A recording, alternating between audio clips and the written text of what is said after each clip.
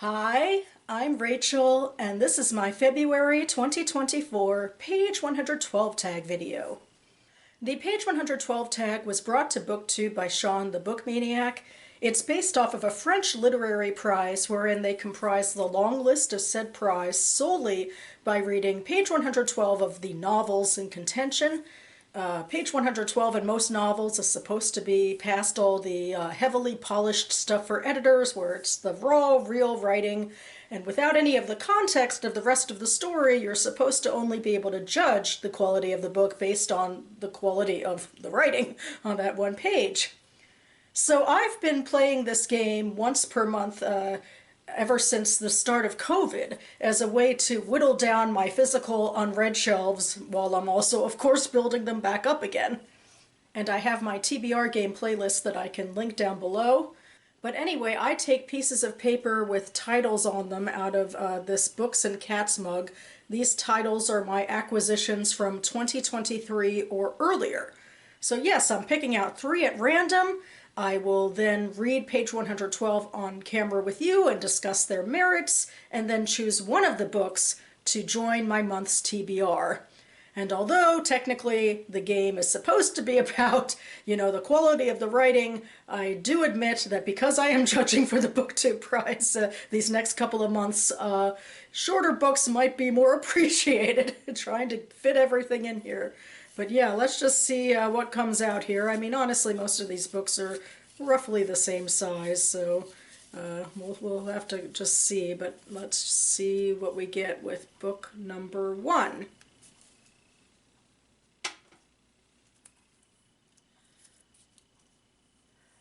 The Witchblade and Other Stories by Suzanne Feldman. This is one of my 2023 acquisitions. It is a short story collection by a local press that I got from a local Capitol Hill-based literary book fest last spring.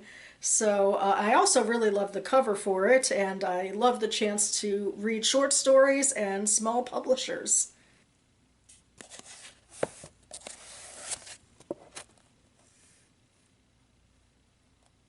But now I'm going to go for book number 2. I always like to see a little bit of variety, which in this case, it could be likely that I get a bigger publisher and probably a novel, so we'll have to see. Alrighty.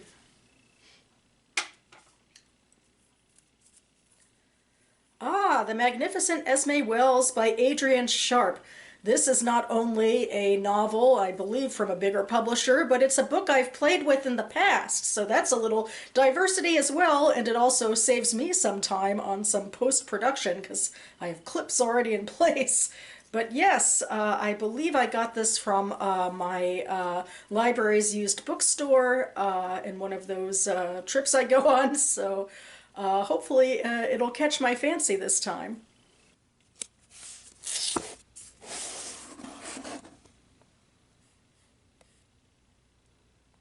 And finally, we have going for book number 3. I'm just gonna hope it's a good one, no matter what one it is. Alrighty.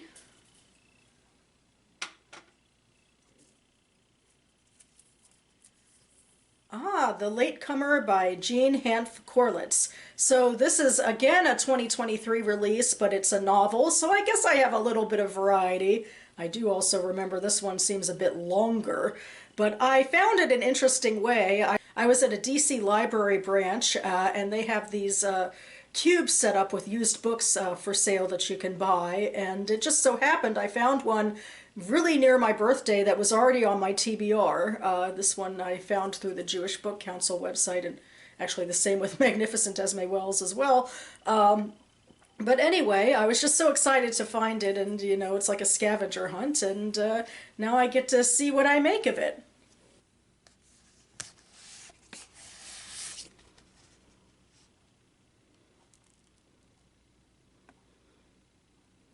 Okay, so you've seen me pull out all 3 of these books from my shelves. I am going to go ahead and read them to myself first to gather my thoughts, but then I'll be back in a jiffy.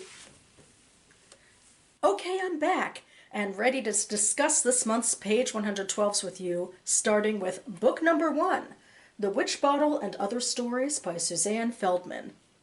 And this page 112 actually takes place nearish to the end of a short story called The Lepedo Child.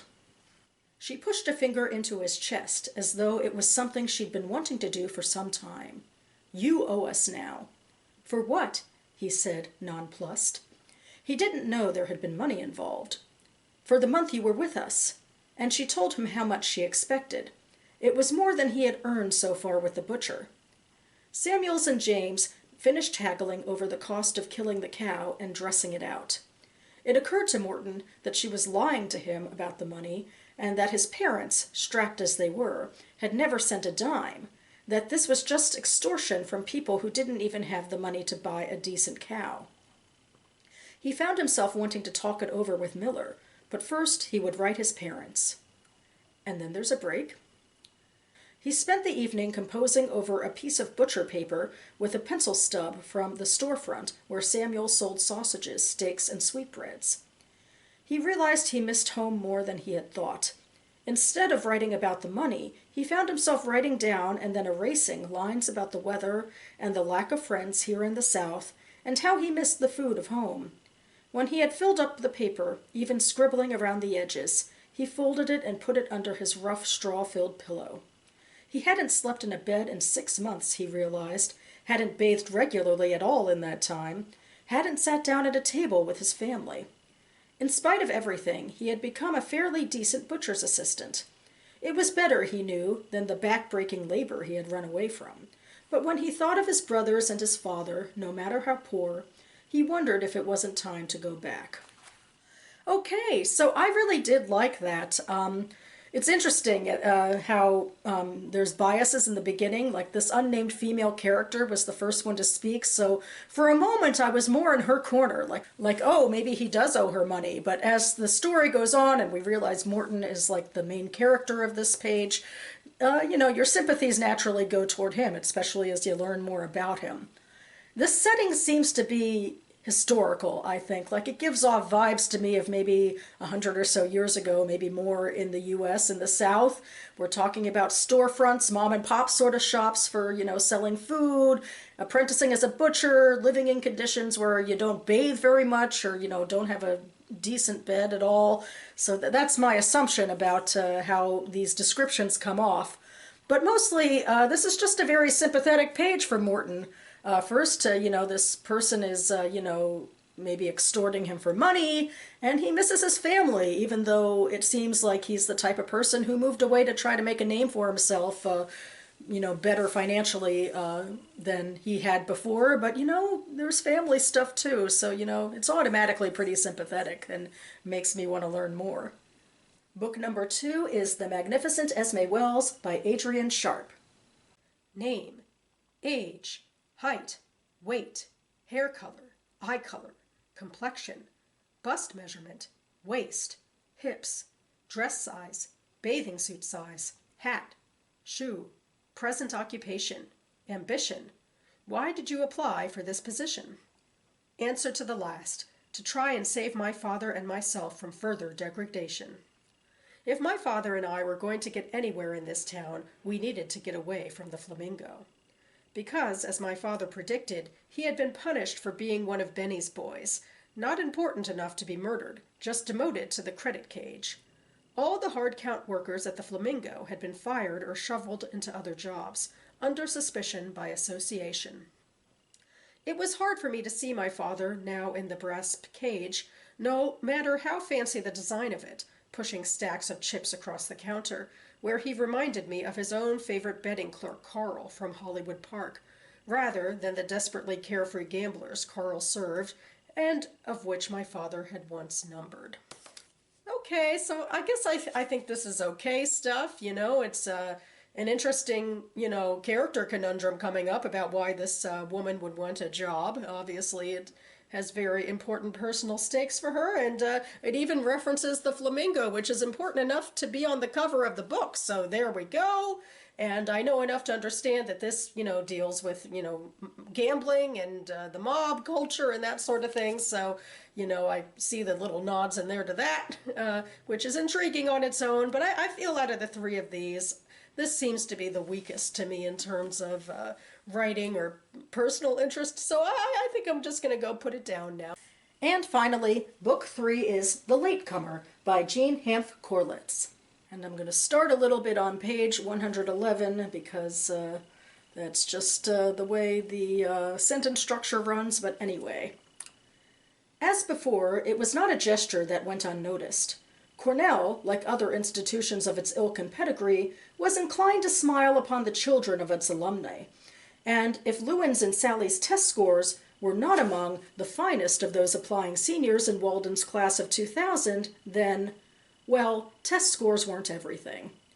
Cornell had even made an informal inquiry to Walden's principled team of college counselors as to the inclinations of the third triplet, Harrison Oppenheimer, which seemed only right, but Harrison Oppenheimer, by then, had his sights set on a place neither of his parents had ever heard of, and where no Oppenheimer, nor anyone known to the Oppenheimers, nor indeed any graduate of the Walden School, had hitherto set foot.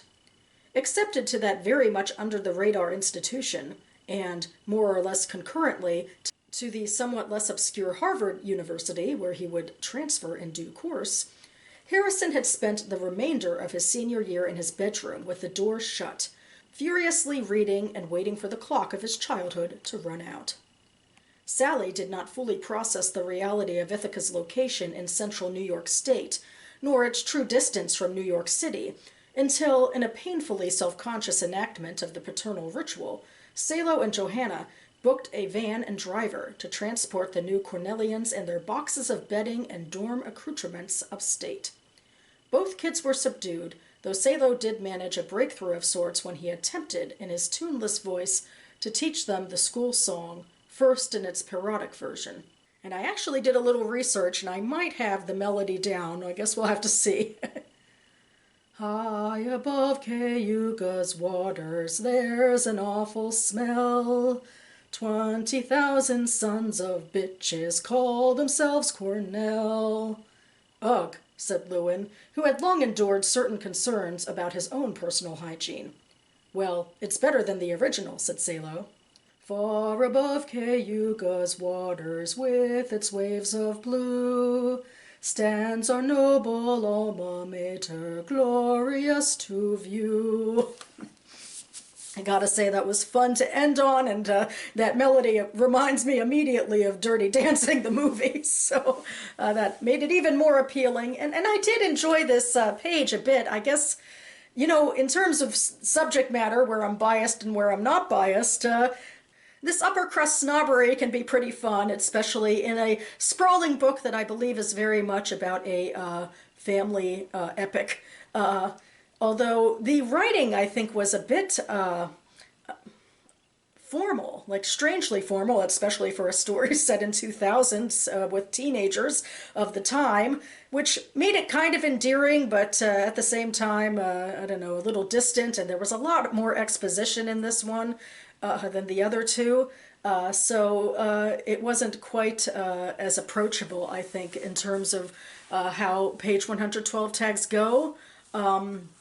But at the same time, you know, I'm just immediately taken in by, you know, kids going off to college and what's going to happen to them and what's going to happen to Harrison, the third triplet, and where he's going to go for a while, which we'll probably get to later in this. But yeah, I mean, I'm definitely intrigued. So of my 3 books, I am going to, with some trepidation, get rid of The Magnificent Esme Wells first. I'm, you know, hesitant because I have played with this book now 3 times in the page 112 tag, and that always makes me feel a little guilty to, you know, keep putting it off. But this book is also on my Goodreads TBR, so I do know that sooner or later I will be getting to it, so that makes me feel a little better. So then we get to these next 2 books, the shortest and the longest books of this month. And I think I have a good reason for actually choosing the shortest book, not just because of the BookTube prize, but I do actually think that there was more compelling writing on the page. You know, we start with a scene of possible extortion, we have an interesting, likely historical setting, and we get a lot of interiority about a character that makes him automatically sympathetic. Whereas this book is like a lot of fun snobbery and, you know, some fun musical moments, But as I was saying before, there was more exposition so that, you know, the characters were more at a distance for me. So I feel like as a character reader, I can go ahead and officially say that I'm going to add the Witch Bottle and other stories to my February TBR. So that about covers it for me now, and you can find the Goodreads pages for all 3 of these books listed down below. Another thing I like to do in these outros is highlight another TBR game or readathon happening in the BookTube community, because this I feel like is my way of fun, spontaneous reading and being that part of that sect of the community. And this month, or rather last month technically, I found something rather touching. It's a readathon in honor of a booktuber who recently passed away. I found it on Beautiful Minutia's BookTube page. I'll link to the video down below. And the readathon is called the We Love Jenny Readathon, and the prompts have to do with this booktuber and her tastes and things, that the mark that she left on the community in terms of reading. And I just found that very touching and really the epitome of community action.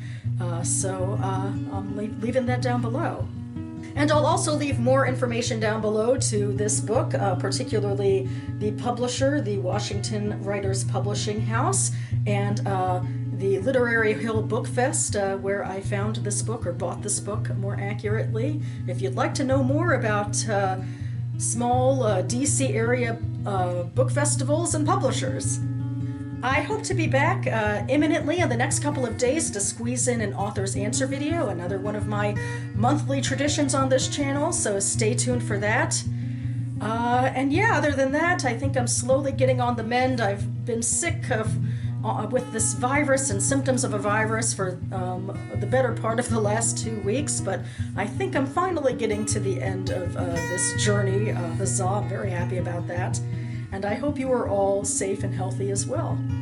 Thanks so much for watching, everyone, and I'll see you next time.